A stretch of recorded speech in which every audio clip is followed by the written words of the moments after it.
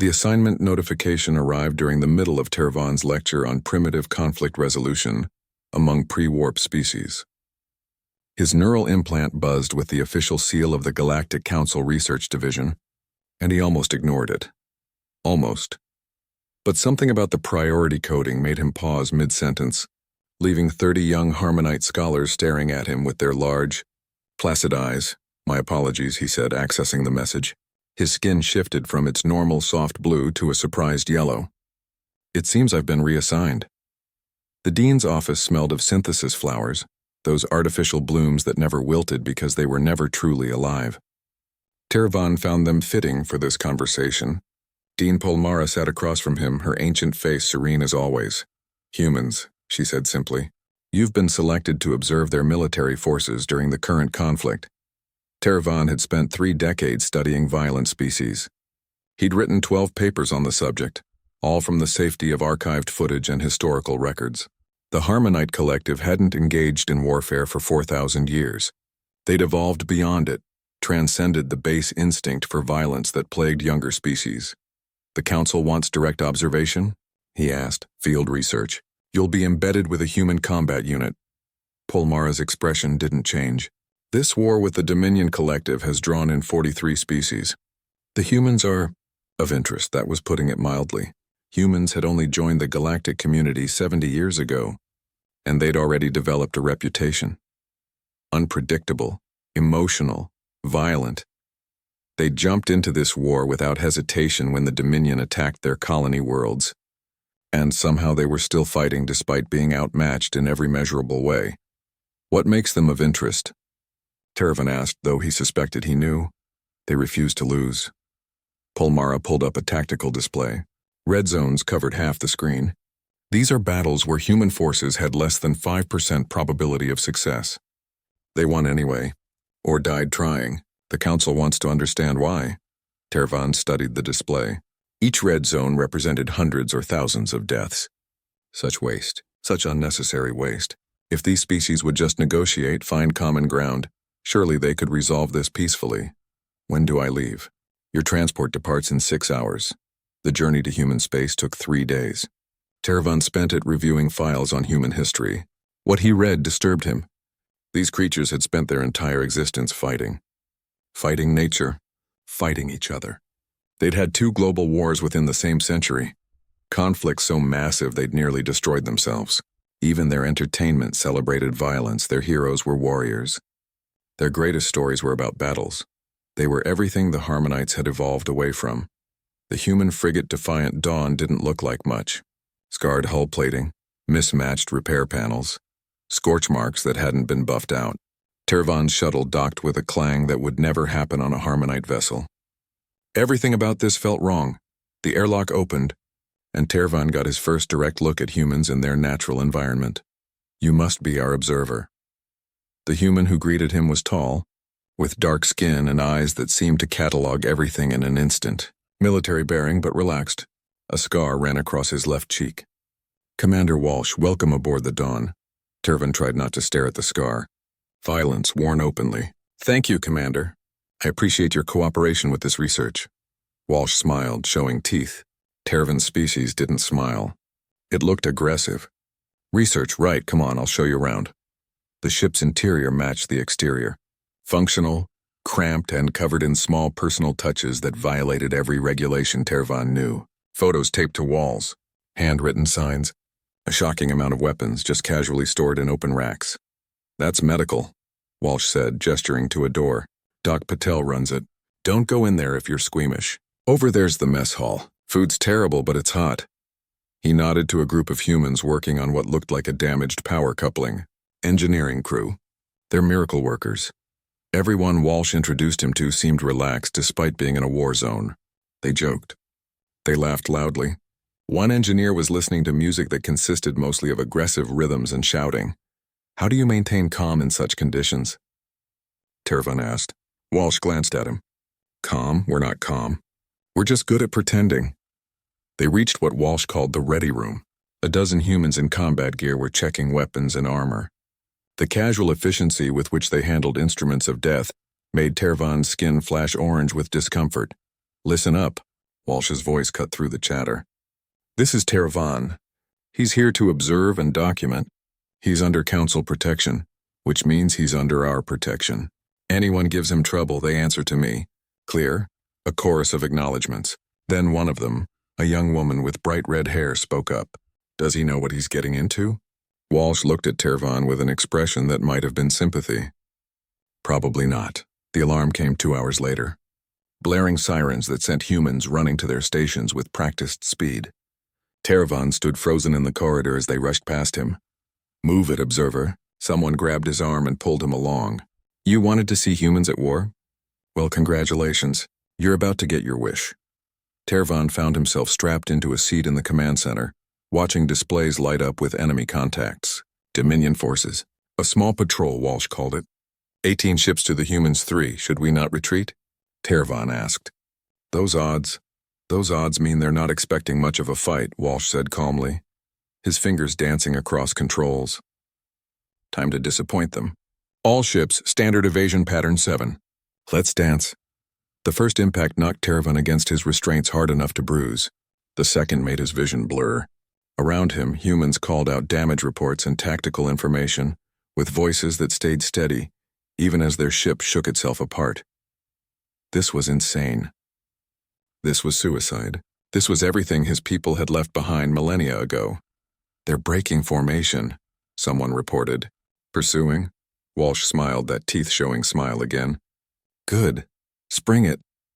Tervan watched in horror and fascination as 2 more human ships emerged from hiding behind a debris field. The trap closed. The Dominion ships scattered, and suddenly the humans were the ones hunting. It was brutal, efficient, terrifyingly effective. When it ended, 6 Dominion ships were disabled or destroyed. The rest had fled. The human casualties were 12 injured, none critical. Tervan's hands shook as he tried to make notes in his log. Walsh appeared beside him. "First time seeing combat? First time seeing anyone enjoy it." Walsh's expression hardened. "We don't enjoy it, observer. We're just good at it. There's a difference." He turned away, then paused. "Get some rest." This was just the opening act. That night, Tervan lay in his assigned quarters listening to the sounds of the ship. Humans laughing in the mess hall.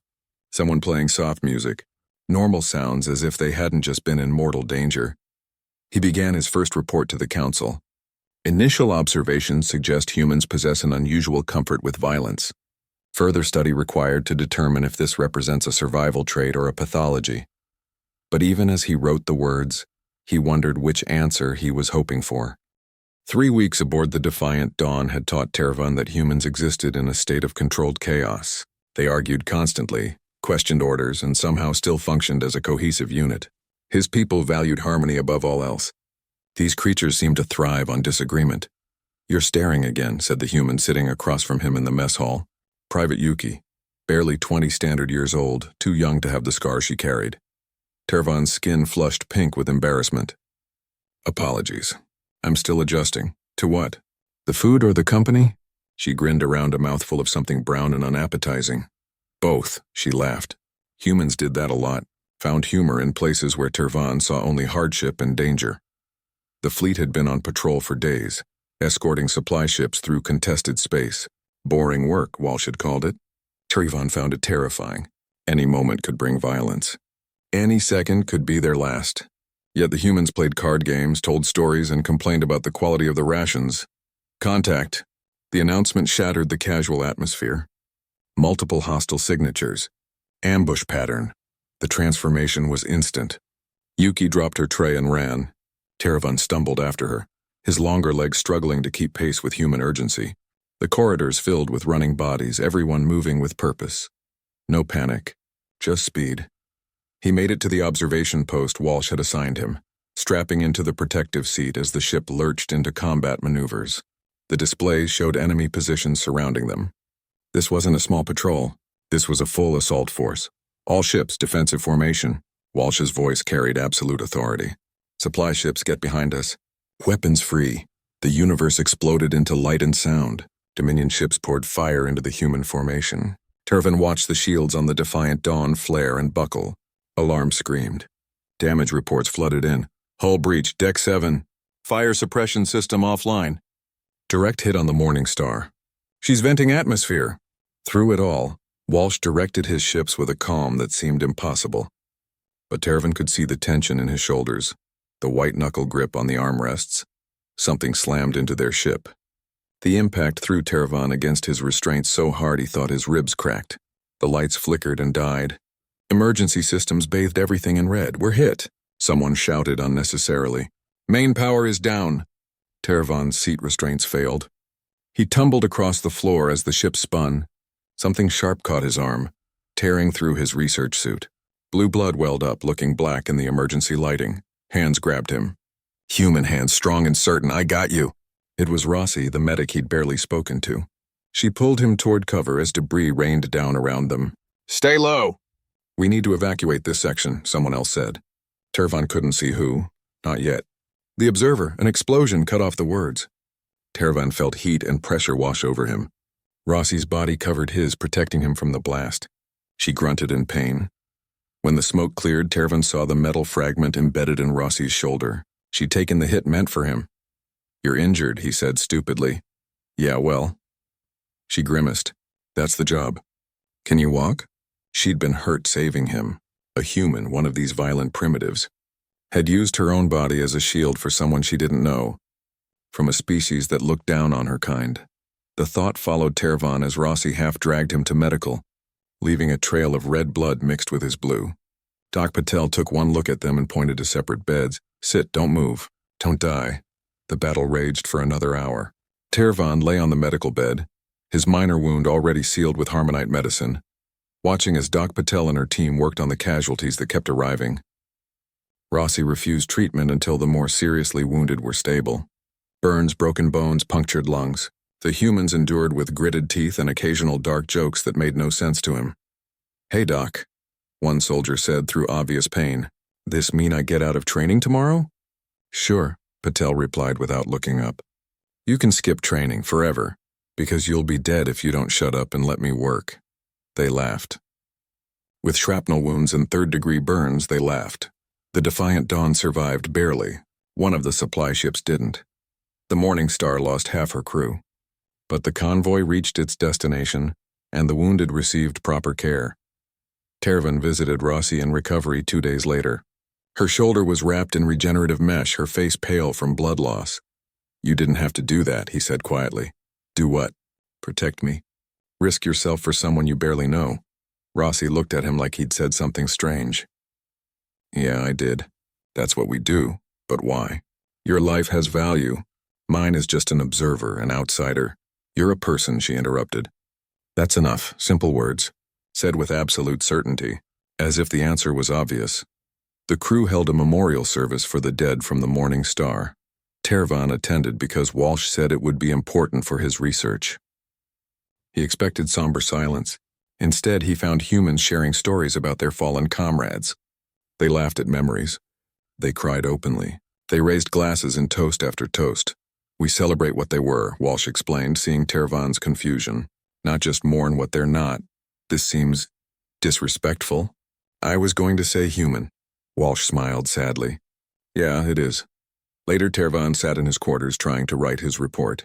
His fingers hovered over the input device, unable to find the words. Everything the Harmonite Collective taught him said these humans were primitive, driven by base instincts, unable to rise above their violent nature. But Rossi hadn't hesitated. None of them had. When the attack came, they'd moved to protect not just each other, but him. An outsider, someone from a species that called them barbaric. His door chimed.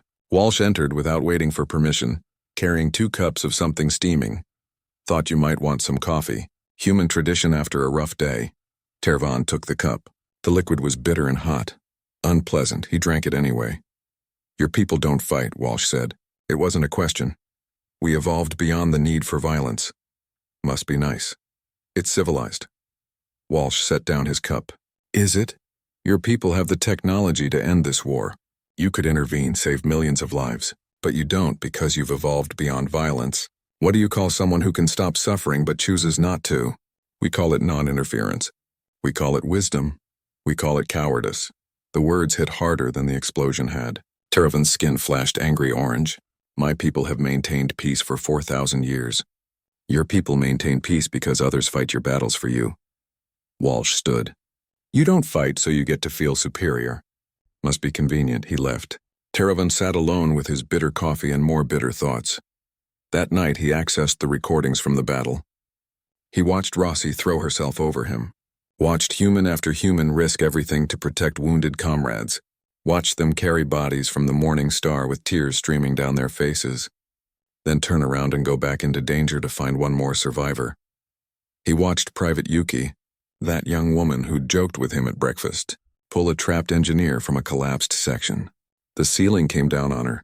She survived, but she'd be in recovery for weeks. The engineer lived. Tervan began a new document. Not his official report. Something else. Something true. Today I learned that humans will die for strangers. I learned that they consider this obvious natural, the only possible response. They don't see heroism in it. They see humanity. I was taught they were primitive. I begin to suspect we are the ones who have forgotten something. Essential. He saved it in a private file and began his official report, clinical objective, everything. The council wanted to hear about human aggression and emotional instability, but the words felt like lies. In the morning, Rossi found him at breakfast. She sat down across from him, her arm still in a sling. You okay? She asked. You look like you didn't sleep. I've been thinking. Dangerous habit. About what you said. About protecting people because they're people. Rossi waited, eating her terrible food with her free hand. I owe you my life, Tervan said. Nah. Buy me a drink sometime. We're even, she smiled. He tried to smile back, but his face didn't work that way. So instead he said thank you, and meant it more deeply than she could possibly understand. The Defiant Dawn resumed its patrol the next day. Tervan watched the humans go about their duties, laughing and arguing and living. They'd been in mortal danger. They would be again soon. They knew it. They didn't seem to care. Or maybe they cared so much that they refused to let fear stop them. Tervan was beginning to understand the difference. The distress call came from Haven Station at 0400 hours. Tervan was in the observation bay, unable to sleep as usual, when every screen lit up with the emergency broadcast. A civilian station, home to over 50,000 beings from a dozen different species under attack by Dominion forces. Walsh appeared within minutes, uniform half-fastened, hair uncombed. The careful composure he usually maintained was gone. This was urgent. How far are we? He demanded. 6 hours at maximum burn, the navigation officer replied. But Commander, the Dominion has 3 heavy cruisers and a carrier group. We're just a frigate and 2 escorts. Then we'd better hurry. The crew mobilized with grim efficiency. No jokes this time. No laughter. Tervan watched them prepare, saw the way they checked and rechecked their weapons, the quiet conversations, the long looks at photos of loved ones. They knew this would be bad. Haven Station appeared on the long-range sensors 5 hours and 47 minutes later. Parts of it were already dark. Dead sections where life support had failed. The Dominion ships surrounded it like predators circling wounded prey. They're not destroying it, Walsh said, studying the tactical display. They're taking it intact. Which means those civilians are still alive. We should request reinforcement, Tervan heard himself say. Surely other ships will arrive in 12 hours, minimum. Walsh's jaw clenched. Those people don't have 12 hours. Commander, the communications officer said quietly. Fleet Command is ordering us to maintain position and observe until reinforcements arrive. Silence filled the bridge. Everyone looked at Walsh. He sat very still for a long moment. Then he reached over and disabled the communications relay. Sorry, Command. We seem to be experiencing technical difficulties. He raised his voice. All ships battle formation. We're going in. Sir, the odds I can count. Helm, take us in. Weapons, I want firing solutions on those cruisers. And somebody get me a line to Haven Station's command center. The next hours blurred into chaos. The small human fleet dove into the Dominion formation like insects attacking giants. They couldn't win. Basic mathematics made that clear.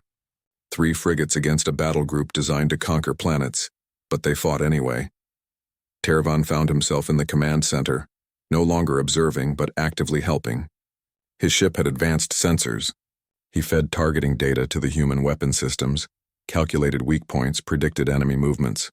When had he stopped being an observer? When had he started participating? The defiant Dawn shuddered under repeated impacts. Shields failed. Hull plates buckled. The ship was dying by degrees, but they kept fighting. Civilians are evacuating, someone reported. Transport ships launching from Haven's lower docks. Cover them, Walsh ordered. Everything we have. Don't let the Dominion get a clean shot. The human ships positioned themselves between the fleeing transports and the Dominion vessels, using their own bodies as shields. Just like Rossi had shielded Tervan. One of the escort ships, the Valor, took a direct hit from a cruiser's main cannon. She didn't explode. She just stopped, drifted. All her lights went out. The Valor is gone, someone said through tears. No survivors. Walsh's face looked carved from stone. Noted. Keep fighting. Haven Station's commander appeared on screen. A Tellurian with 3 of her 4 eyes missing. Bleeding from wounds Tervan couldn't identify. Human ships, you need to leave, she said. You can't win this. Save yourselves. How many civilians still on board? Walsh asked. 8,000. Maybe more. We lost count. But you can't, then we stay. Haven Command, we need you to buy us time. Can your station weapons still fire? The Tellurian's remaining eye widened. You're not suggesting... I'm suggesting we make them work for it. Every minute you fight is another transport that gets away. Can you do it? A long pause. Then, we can do it. Haven Station's defensive weapons came back online. Old, outdated, not designed for serious combat. But they fired anyway. The station itself joined the battle, protecting the fleeing refugees with whatever firepower remained. Tervan watched numbers change on his screen. Each one represented lives. The transports were slow, overloaded with more passengers than they were designed to carry. They needed minutes. Just a few more minutes. The Dominion concentrated fire on the defiant Dawn. Walsh had made his ship too obvious a threat to ignore. Explosions walked across their hull. Systems failed in cascading sequence. Engineering reports main power at 15%, someone said. We're running on backup. Weapons? Still functional. For now. Then we're still in the fight, but they weren't. Not really. Tervan could see it in the numbers. The defiant Dawn was dead. They just hadn't stopped moving yet. A young pilot, Foster, volunteered for what everyone knew was a suicide run. His fighter was already damaged, systems failing. He aimed his ship at the nearest Dominion cruiser's engine array and pushed his engines past the safety limits. For the people on those transports, Foster said over the comms, "Tell my mom I kept my promise." His fighter hit the cruiser like a missile. The explosion crippled the Dominion ship's engines, took it out of the formation. One less pursuer for the fleeing civilians. Foster was 22 years old. The battle continued. Every minute cost lives, human lives, spent like currency to buy time for strangers to escape. Most of the civilians weren't even human. Didn't matter. Humans died for them anyway. Last transport is away, Haven Command reported. Her voice was fading. All civilians evacuated. Human ships retreat, please. Copy that, Haven. Well done. Walsh looked at his crew. Helm, get us out of here. Emergency jump anywhere safe. Sir, the jump drive is damaged. 70% chance of catastrophic failure. And 100% chance of death if we stay. Spin it up. The defiant Dawn turned to run. Too slow, too damaged. The Dominion carrier launched fighters, dozens of them moving to cut off the escape. Then space twisted. New signatures appeared on sensors. Human reinforcements, a full battle group, weapons already firing, slamming into the Dominion formation with overwhelming force. About time, Walsh said, though his voice shook with relief. The Dominion retreated. The battle ended. Haven Station hung in space, broken and bleeding, but her people lived. The transports were safe. Tervan looked at the casualty reports with numb horror. The Valor lost with all hands. 47 dead on the defiant Dawn. Haven Station lost 3,000 defenders, crew who'd stayed at their posts until every civilian was gone. And Foster. That young pilot who'd smiled at Tervan yesterday in the mess hall, asking about Harmonite music because he was curious about different species dead, turned himself into a weapon because 8,000 strangers needed a few more seconds to escape. Walsh sat in his chair on the bridge, looking older than he had that morning. His hands trembled before he clenched them into fists. Permission to speak freely, Commander? Tervan asked quietly. Walsh nodded without looking at him. Why did you do it? You knew you couldn't win. You knew most of you would die. Why didn't you wait for reinforcements? Because those people didn't have time to wait. Walsh finally met his eyes. You asked me once why we fight. This is why. Not for glory. Not because we like it, but because someone has to stand between predators and prey. Someone has to say no this far and no further. That's what we do. Even if it costs everything, especially then. That night, Tervan attended the memorial service. This time there were too many dead to share stories about them all. So the humans sang instead. Sad songs, beautiful songs, songs about loss and sacrifice and promises kept.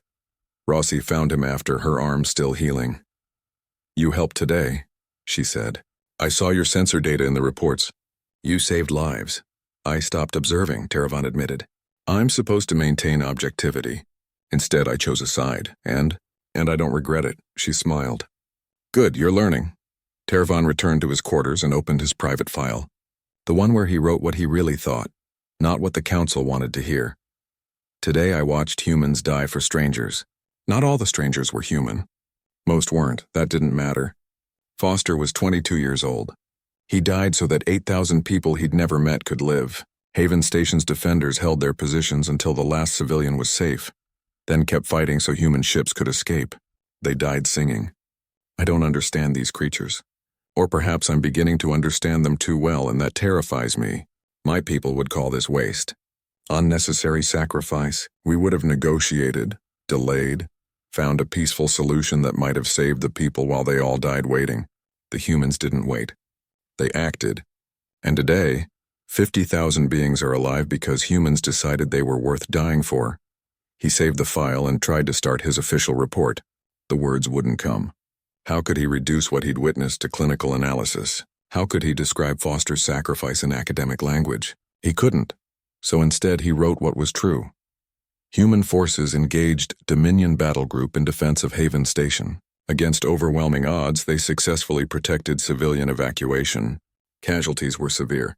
Tactical analysis suggests humans prioritize preservation of life, even non-human life, above their own survival. This behavior defies logical self-interest. Further study required to understand motivation. Clinical, professional, utterly inadequate to capture what he'd seen.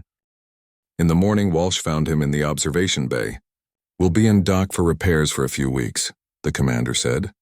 You can transfer to another ship if you want. See a different unit. No, Tervan said. I'll stay, if you'll have me. Walsh studied him for a long moment. You've changed since you came aboard. Yes, I think I have. Good. We could use someone who thinks like you. Someone who sees the bigger picture. I don't think I see anything clearly anymore. Everything I was taught, everything I believed about civilization and violence and the proper way to live. You've made me question all of it. Walsh put a hand on his shoulder. The gesture was meant to comfort. It did. Welcome to being human, Walsh said. We question everything. It's what makes us dangerous. Tervan watched the stars and thought about Foster, about the valor, about Haven Station's defenders singing as they died.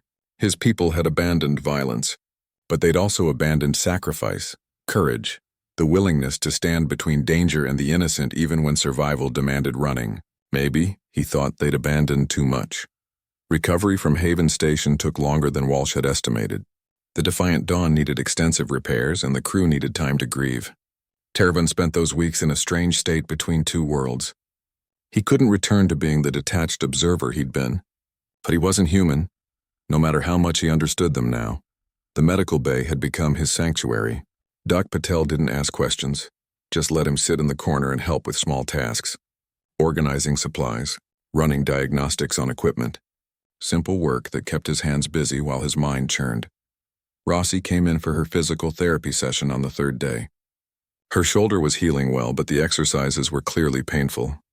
You don't have to watch this, she said, wincing as Patel manipulated her arm. It's not pretty. I need to see it, Tervan replied. All of it. Why? So you can write in your reports about how humans damage themselves? No. So I can understand the cost. Patel paused, glancing between them. The observer is having a crisis of faith. I'm having a crisis of everything, Tervan admitted. That evening, he received a summons to meet someone in the station's observation deck. When he arrived, he found Sergeant Okafor waiting. He'd seen her in battle, leading her squad with fierce competence. Now she stood alone, staring out at the stars through the massive viewport. "Sergeant?" She didn't turn. "Sit with me. I want to talk to someone who isn't human." Tervan joined her. Up close, he could see the exhaustion in her face, the weight she carried. "I lost my whole squad at Haven," she said quietly. "All 8 of them. We were clearing civilians from a damaged section when the compartment breached. They got the civilians out, got them to safety. Then the blast doors failed. I'm sorry, don't be. They did what they were trained to do. What they chose to do." She finally looked at him. "But I want to ask you something. Your people don't fight. You've transcended violence. You watch from safety while others die. What does that make you?" The question hit like a physical blow. Tervan's skin flashed colors he couldn't control.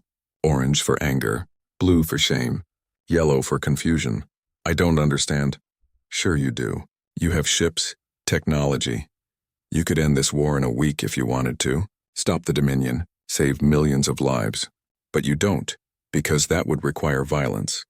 Would require you to risk yourselves. So you watch. You document. You study us like we're animals in a cage, and you call it wisdom. We call it evolution. We call it being civilized." Okafor's laugh was bitter. "Is it civilized to let others die so you can keep your hands clean? My people have a word for that. We call it cowardice." Walsh had said the same thing, but hearing it from Okafor, who'd watched her entire squad die, made it cut deeper. "What would you have us do?" "I'd have you make a choice. Stand with those who protect the weak, or admit you're only peaceful because others do your fighting for you. At least be honest about it." She left him there alone with the stars and his thoughts. Tervan sat for hours watching ships come and go from the station. Supply vessels, medical transports, warships heading to the front lines. Every one of them carried beings who'd made a choice to stand against the darkness. What choice had he made? To watch, to document, to remain pure and uninvolved while others bled. In his quarters that night, Tervan reviewed footage from Haven Station. He'd watched it a dozen times already, but now he looked for something specific. Foster's final transmission. The young pilot's face filled the screen. Calm, determined, maybe a little scared, but not enough to stop him. "Tell my mom I kept my promise. I protected people." Tervan froze the image. Foster couldn't have been much older than the students Tervan used to teach, back when he was a professor, safely discussing violence from the comfort of academia. What promises had this young human made? What had driven him to turn his fighter into a missile? He found the answer in Foster's personnel file. A letter, written before the battle, part of the standard death notification package all human soldiers maintained. "Mom, if you're reading this, it means I didn't make it home. I'm sorry. I know you wanted me to stay safe, to not join the military. But remember what you told me when I was 8? When I asked why you became a doctor? You said some people are called to heal and some are called to protect. I'm not a healer like you, but I can protect. And I promise you, whoever I'm protecting when this happens, they're worth it. They're someone's son or daughter, someone's mother or father. They matter." "That's enough." Tervan closed the file. His hands shook. Foster had been 22 years old, and he'd understood something Tervan was only beginning to grasp. Life had value, all life, and sometimes protecting that value required sacrifice. The next morning he found Walsh in the empty mess hall drinking coffee at 0500 hours. "Can't sleep either?" Walsh asked. "Okafor asked me a question I can't answer. About being peaceful while others fight? You heard?" "She told me. She's angry. Lost her whole team. She's looking for someone to blame, and your people are convenient targets. Perhaps she's right to blame us." Walsh set down his cup. "That's a dangerous thought for someone in your position." "Everything about this assignment has been dangerous. Just not in the way I expected." Tervan sat across from him. "I've been thinking about Foster. About your crew. About Okafor's squad. You all had choices. You could have waited for reinforcements at Haven. You could have let someone else take those risks. But we didn't. Why not? Truly why? Don't give me the simple answer about duty or honor. I need to understand." Walsh was quiet for a long time. Then, when I was young, maybe Foster's age, I watched my colony get attacked. The military came. They saved us, but it took them 6 hours to arrive. My father died in the first hour, my sister in the third. When help finally came, I was hiding in a basement with 40 other survivors. And I thought, what if they'd been closer? What if they'd arrived sooner? Would my family still be alive? He took a breath. I joined up the next year. Not because I like fighting. Because I never want someone to die waiting for help that arrives too late. That's what we did at Haven. We arrived too late to stop the attack, but we were in time to stop it from getting worse. Sometimes that's all you can do.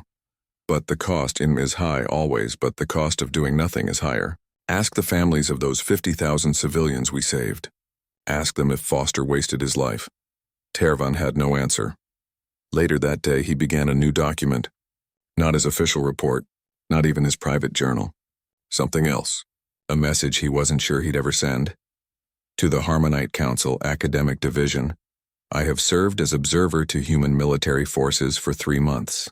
In that time, I have witnessed violence, death, and sacrifice on a scale that should horrify me. And it does. But I've also witnessed courage, compassion, and a fierce dedication to protecting life that shames everything I was taught. The humans fight, but they fight so others don't have to. They die so strangers can live. They choose pain so others can have peace.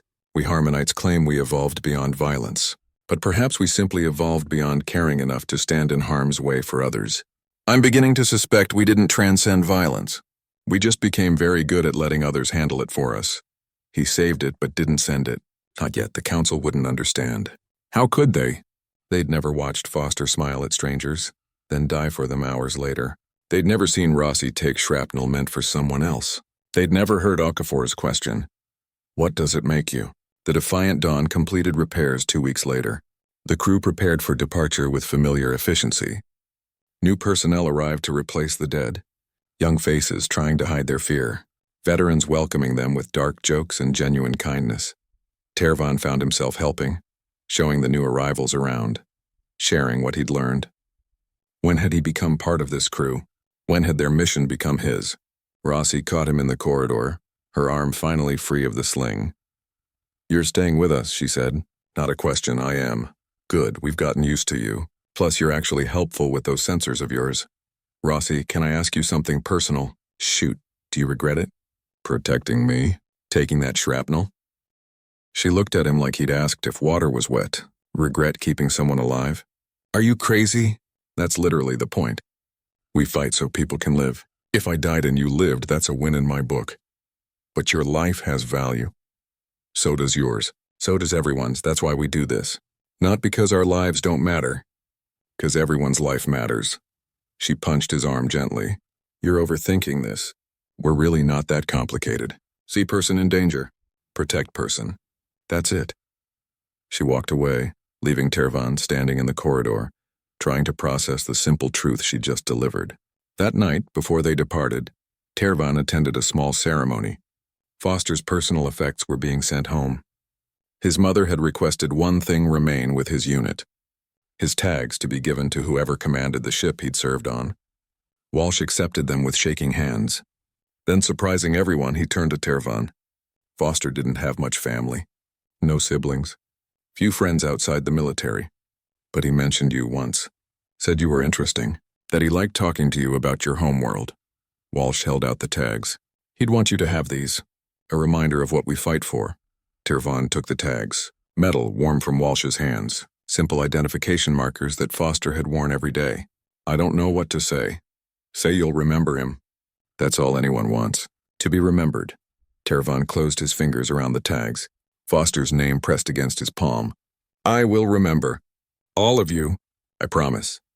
The Defiant Dawn launched the next morning. Back to patrol. Back to war. Back to the endless task of standing between danger and those who couldn't protect themselves. Tervan sat in his usual spot in the command center, wearing Foster's tags alongside his Harmonite research insignia. 2 symbols.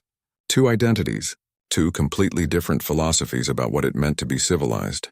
He still didn't know which was right, but for the first time, he was willing to question everything he'd been taught to find out. Walsh noticed the tags, said nothing. Just nodded once, acknowledging the choice Tervan had made. To stop observing. To start participating. To stand with humans even when it meant standing against everything his own people believed. The ship jumped to hyperspace, carrying them toward whatever battles waited ahead. Tervan touched the tags at his chest and thought about Foster's promise. I protected people. Maybe that was enough. Maybe that was everything.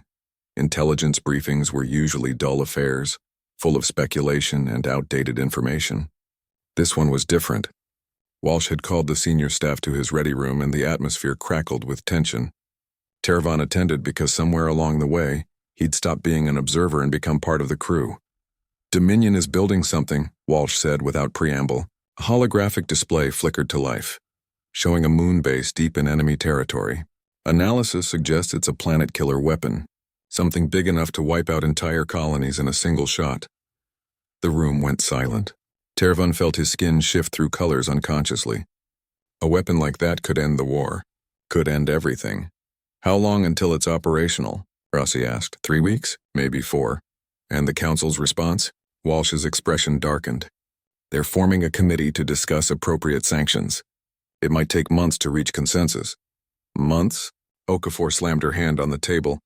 That thing could vaporize 1 billion people and they want to talk about it? It's how they operate, Walsh said. Diplomatic solutions. Peaceful resolutions. All very proper and civilized while planets burn. Everyone looked at Tervan. He'd become their resident expert on the Galactic Council, though lately he'd been more ashamed of that knowledge than proud. He's right, Tervan said quietly. The Council will debate. They'll study. They'll consider all perspectives. And by the time they act, the weapon will be operational and the Dominion will have all the leverage. Then we don't wait for the Council, Walsh said. Fleet Command has authorized a strike. Volunteers only. Skeleton crew. The base is heavily defended. Most of us won't make it back. Another silence. Longer this time, I'm in, Okafor said immediately. Me too, Rossi added. Around the room, every human volunteered. Not because they wanted to die, because they understood that sometimes dying was better than the alternative. Better than letting that weapon kill billions. Tervan thought about Foster, about Haven Station, about Okafor's question that still haunted him. I want to help, he said. This isn't your fight, Walsh replied. That weapon won't just kill humans. It'll kill Harmonites, Tellurians, every species in its path. How is that not my fight? Because you're an observer. You're protected by Council protocols. If you participate in a military action, you lose that protection. You could never go home, and then I won't go home.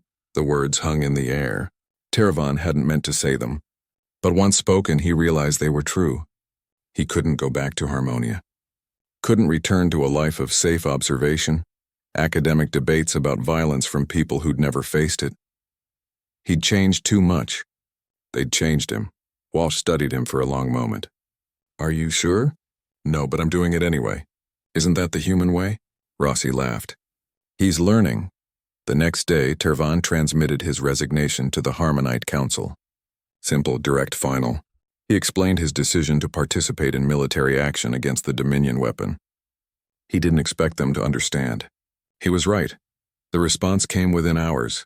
Formal, cold, disappointing, but not surprising. Your actions constitute a violation of Harmonite principles and Council neutrality agreements. Effective immediately, your citizenship is revoked. You are exiled from Harmonite space and all Council protections are withdrawn. Your decision to embrace violence demonstrates that you are no longer one of us. Tervan read it twice, felt nothing, then felt relief. He wasn't one of them anymore. Hadn't been for a while. The Council had just made it official. He found Walsh on the observation deck staring at the stars. They exiled me, Tervan said. I'm sorry. I'm not. They called me violent, said I'd abandoned our principles. Maybe I have, but I've gained something else. Purpose. The knowledge that I stood up when it mattered instead of hiding behind philosophy. Walsh handed him something. A uniform patch. Defiant Dawn with the ship's emblem. Then welcome to the crew. Official this time. Tervan took the patch, running his fingers over the embroidered design. Humans marked themselves with symbols of belonging. Now he had one too. The mission launched 3 days later. 4 ships. 80 volunteers. Everyone knew the odds. The Dominion moon base had defenses designed to stop fleets. 4 ships were a suicide run. They went anyway. The journey took 2 days. Tervan spent them working with the tactical team, using his ship's advanced sensors to map the base's defenses. Every weakness they found meant better chances of success. Better chances some of them might survive. You're good at this, Okafor said, reviewing his analysis. Almost like you were meant for it. I spent 30 years studying conflict. I just never thought I'd participate in one, How does it feel? Tervan considered. Terrifying. And right. Both at the same time? Yeah, Okafor smiled. That's combat. They hit the base at 0600 hours, coming in fast and hard. The Dominion defenses activated immediately. Space filled with weapons fire, missiles, energy beams designed to shred ships into atoms. The defiant dawn shook under the assault. Tervan's station sparked and died. He switched to backup systems, feeding targeting data to the weapons crew with hands that wouldn't stop shaking. One of their ships, the Retribution, took a direct hit. She exploded in a flash that temporarily blinded their sensors. 30 lives gone in an instant. Keep moving, Walsh shouted. Don't give them a stationary target. They wove through the defensive fire like dancers. 3 ships now. Then 2 as the Perseverance lost her engines and drifted into the moon's gravity well. Just the Defiant Dawn and the Relentless. 2 ships against a fortified moon base. Mathematics said they'd already lost. Humans didn't care about mathematics. Landing parties prepare for insertion, Walsh ordered. We're taking this the hard way. They landed in a crater on the moon's surface, using the terrain to shield them from the base's main weapons. The assault teams deployed in combat armor, carrying enough firepower to level buildings. Tervan went with them. He'd come this far. He wouldn't stop now. The moon's surface was gray dust and rock, beautiful in a desolate way. The base rose before them like a fortress, all hard angles and defensive positions. Stay close, Rossi said, checking his borrowed armor. Don't do anything stupid. Define stupid. Getting killed before we blow this place to hell. The assault was chaos. Pure, desperate chaos. The Dominion defenders had numbers and position. The humans had fury and determination. They fought through corridors slick with blood, both red and other colors. They blew doors, cleared rooms, pushed deeper into the base meter by meter. Tervan fired his weapon for the first time, felt it kick against his shoulder. Watched the energy bolt strike a Dominion soldier, watched him fall. Felt sick and kept firing anyway. This was what humans lived with. This choice. This cost. They reached the weapons control center after 3 hours of brutal combat. Half the assault team was dead or wounded. Okafor led the demolition team, planting charges with steady hands while the survivors held the entrance. 2 minutes, she shouted. We need 2 minutes. The Dominion counterattack came like a wave. Dozens of soldiers pushing to retake the control center. The humans formed a line, firing until their weapons overheated, then firing more. Tervan stood with them, shoulder to shoulder with Rossi, with Walsh, with humans whose names he'd learned over months of patrol. He fired until his weapon died, then picked up another from a fallen soldier. Kept firing. The Dominion broke through their line. Hand-to-hand combat, brutal and close. Tervan had never trained for this. Didn't matter. He fought anyway, using strength he didn't know he had. A Dominion soldier tackled him. They went down together, struggling for control of a knife. Tervan's advantage was reach. The soldier's advantage was training. They rolled across the floor, both trying to kill the other. Rossi pulled the soldier off him. Shot him at point-blank range. Helped Tervan to his feet. Thanks, he gasped. We're even now. Charges set, Okafor yelled. Everybody out. 90 seconds! They ran! Through corridors, over bodies, racing against the timer. The base shook as secondary explosions started. They'd hit something critical. The crater where they'd landed was visible ahead. Their ships waited, engines hot. 40 meters, 30. The floor exploded behind them. Tervan felt heat wash over him, felt the pressure wave lift him off his feet. He hit the moon's surface hard enough to crack his helmet's faceplate. Hands grabbed him, pulled him up. Walsh on one side, Rossi on the other. They dragged him toward the ship as the base collapsed into itself. They made it. Barely. The Defiant Dawn lifted off with hull plates still opening, people still scrambling into their seats. The Relentless was already climbing, her hull glowing from heat. Behind them, the moon base detonated. Not just the structure. The weapon itself went critical. The explosion was visible for light years. Clean and bright and final. The weapon was destroyed. The mission succeeded. They lost 48 of the 80 volunteers. More than half. The Defiant Dawn made it back to friendly space on emergency power and prayer. Tervan sat in medical, getting his cracked ribs treated. Doc Patel worked in silence, her usual commentary absent. She'd lost friends today. They all had. Walsh appeared in the doorway. His armor was scorched, his face exhausted. We did it, he said. Council confirmed the weapon is destroyed. They're calling it a victory. How many dead? Too many. Tervan looked at his hands. They'd held a weapon today. Taken lives. Helped destroy a facility where hundreds had died. I killed people today, he said quietly. Yeah, Walsh replied. Now you know what we live with. How do you bear it? By remembering why we did it. That weapon would have killed billions. We stopped it. The cost was high, but the alternative was worse. That's the math we deal with. Bad versus worse. Death versus extinction. The council says I embraced violence, that I'm no longer civilized. Walsh sat down next to him. You stood in harm's way to protect people who'll never know your name. You risked everything for strangers. You chose pain so others could have peace. If that's not civilized, I don't know what is. Rossi joined them, her arm in a new sling. Again. She kept getting hurt protecting others, kept coming back for more. You did good today, Observer, she said. I'm not an observer anymore. No, she agreed. You're not. You're one of us now, for better or worse. That night, Tervan updated his private file, the one where he wrote truth instead of reports. Today I became a killer. I destroyed property. I participated in military action that will have consequences I can't predict. My people would say I've fallen, that I've abandoned civilization for barbarism. But I stood with beings who risk everything to protect others, who face impossible choices and somehow find the courage to choose. If that's barbarism, then perhaps barbarism is more honest than the sanitized peace my people hide behind. I've lost my home, my citizenship, my place among my own kind.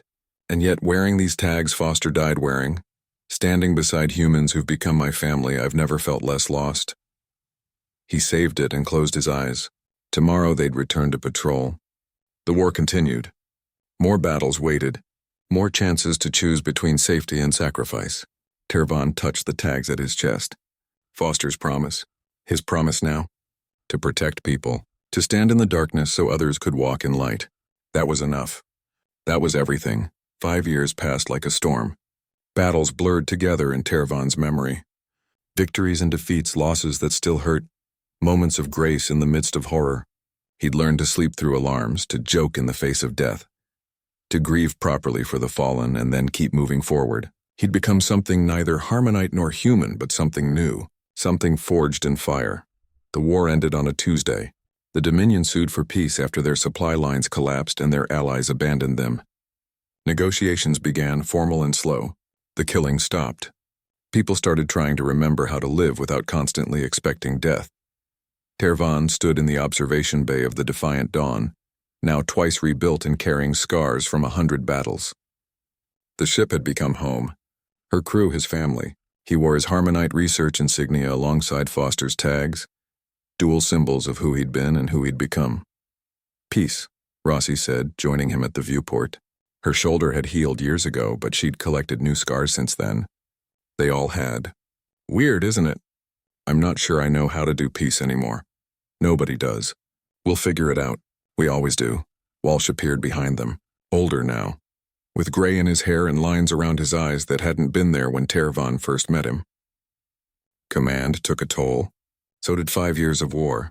Just got word from Council headquarters, Walsh said. They're holding a peace summit. All the major species. They want human representation. And they specifically requested you, Tervan. Me? I'm exiled. They made that clear. Apparently you're valuable now. Expert on both human and Harmonite culture. They want insights on how to maintain the peace. Prevent future conflicts. Walsh's expression suggested what he thought of that idea. You don't have to go. Tervan looked at his reflection in the viewport. Blue skin marked with scars from combat. Wearing a human uniform with alien insignia. Neither one thing nor another. Both and neither. I'll go, he said. Someone should tell them the truth. The council station orbited a neutral world, massive and gleaming. Tervan hadn't seen Harmonite architecture in 5 years. It looked sterile now. Beautiful but lifeless, like those artificial flowers that never wilted because they'd never lived. His former colleagues waited in the reception area. Professor Lindsay, who'd taught him xenology. Dean Polmara, who'd given him this assignment. Others from the academic division, all wearing the same expression of clinical interest. Tervan, Polmara greeted him. You've changed. War does that, indeed. We've studied your reports with great interest. Your unique perspective on human military psychology has been invaluable. Have you read my private files too? Polmar's expression flickered. Those were transmitted in error. They've been archived as non-official documentation. Translation. You read them and didn't like what they said. They were emotional, subjective, not scholarly work. They were honest. The summit chamber was enormous, filled with representatives from dozens of species. Humans sat in one section, looking uncomfortable in formal dress. Tervan saw Walsh there, wearing a uniform stiff with medals he'd earned but never talked about. Their eyes met across the room. Walsh nodded once, support, solidarity. The Harmonite delegation sat in another section. Perfect posture. Serene expressions. They looked at Tervan with something between pity and contempt. He'd abandoned civilization, embraced violence, become exactly what they'd evolved beyond. The summit began with speeches, platitudes about peace and cooperation and learning from the past. The Dominion representatives spoke about cultural misunderstandings and the need for diplomatic solutions. The council members talked about sanctions and oversight and preventing future conflicts through proper channels. Nobody mentioned Haven Station. Nobody talked about Foster or the Valor or the 48 volunteers who died stopping the planet killer. Nobody acknowledged that billions were alive because humans had stood in harm's way while the council formed committees. Tervan felt something build inside him. Pressure. Heat.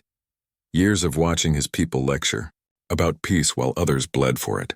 When the Harmonite chief delegate stood to speak about the path forward, suggesting the council establish oversight of aggressive species to prevent future conflicts, Tervan stood too. I wish to address the council, he said, his voice carrying across the chamber. Silence fell. The chief delegate's skin flashed orange with irritation. You were exiled, Tervan. You have no standing here. I was invited as an expert. I have expertise to share. Let him speak, Walsh said, standing. He's earned that right. The human delegation stood with him. Then others, species that had fought alongside humans, that had been protected by them. The council couldn't refuse without looking petty. You may speak, Polmara said reluctantly. Briefly, Tervan walked to the center of the chamber. All eyes followed him. He touched Foster's tags at his chest, drew strength from the metal. 5 years ago, you assigned me to observe humans at war. You wanted to understand why they fight, why they refuse to lose, why they're so comfortable with violence. He looked around the chamber. I learned the answers, but not the ones you expected. We've read your official reports, the chief delegate said. Then you missed the point. You wanted clinical analysis, data, proof that humans are primitive, driven by base instincts in need of guidance from enlightened species like us. His skin shifted to colors he couldn't control. But here's what I actually learned.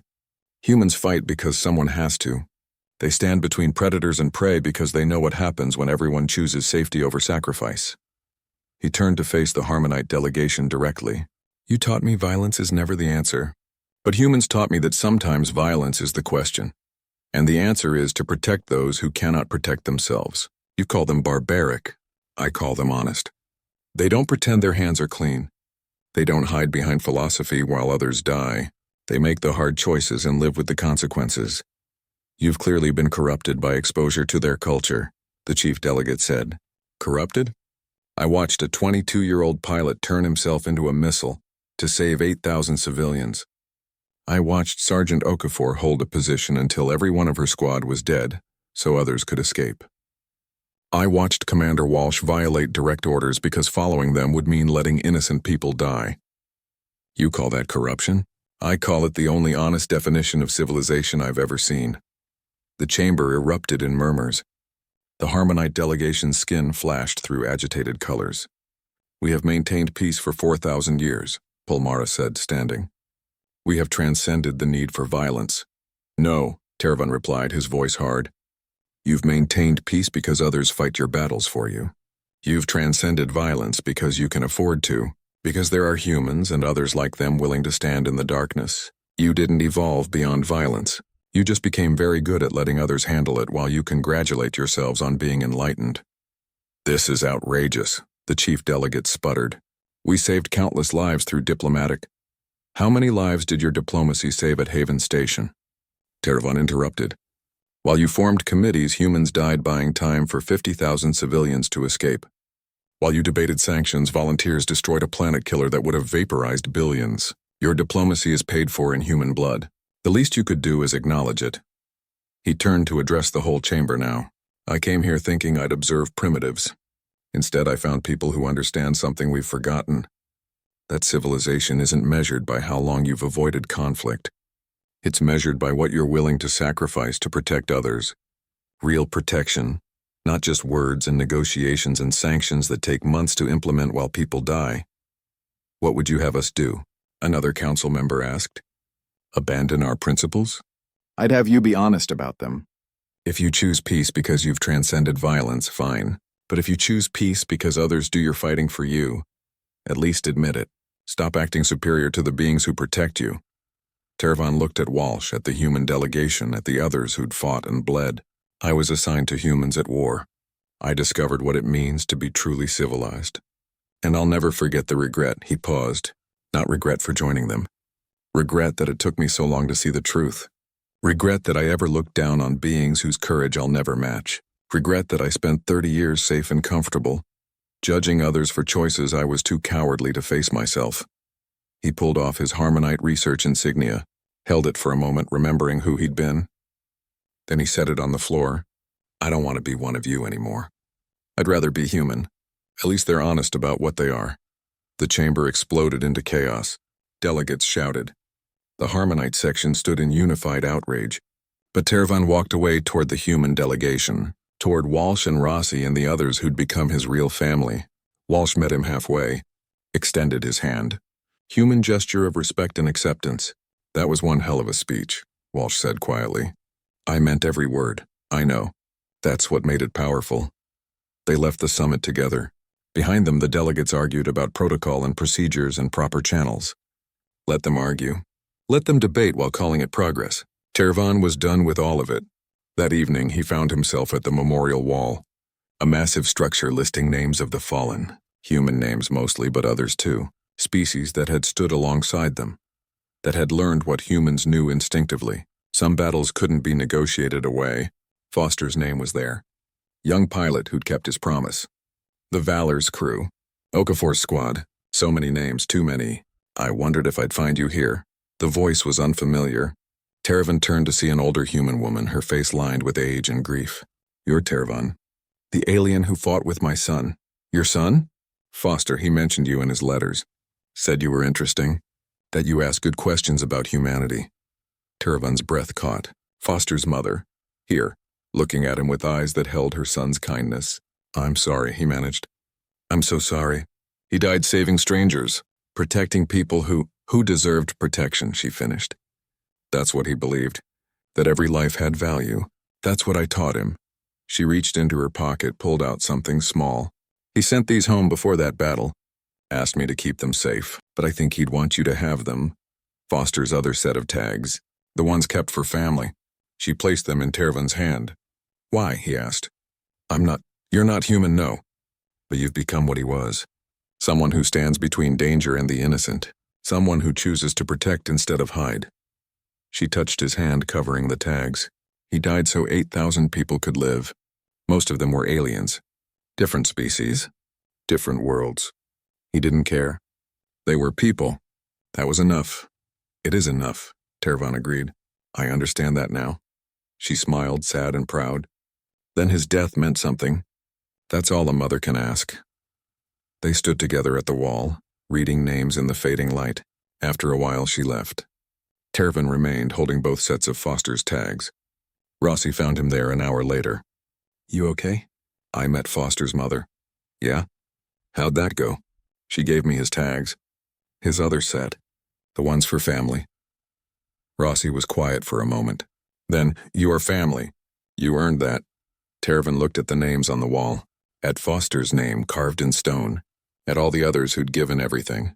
I used to think civilization meant peace at any cost. But these people taught me different.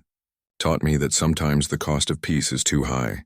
That watching others suffer while you remain safe isn't enlightened. It's just another form of violence. Heavy thoughts. I've had 5 years to think them. They stood together, looking at the wall. After a while, Rossi spoke again. So what now? The war's over. You've told the council what you think of them. What comes next?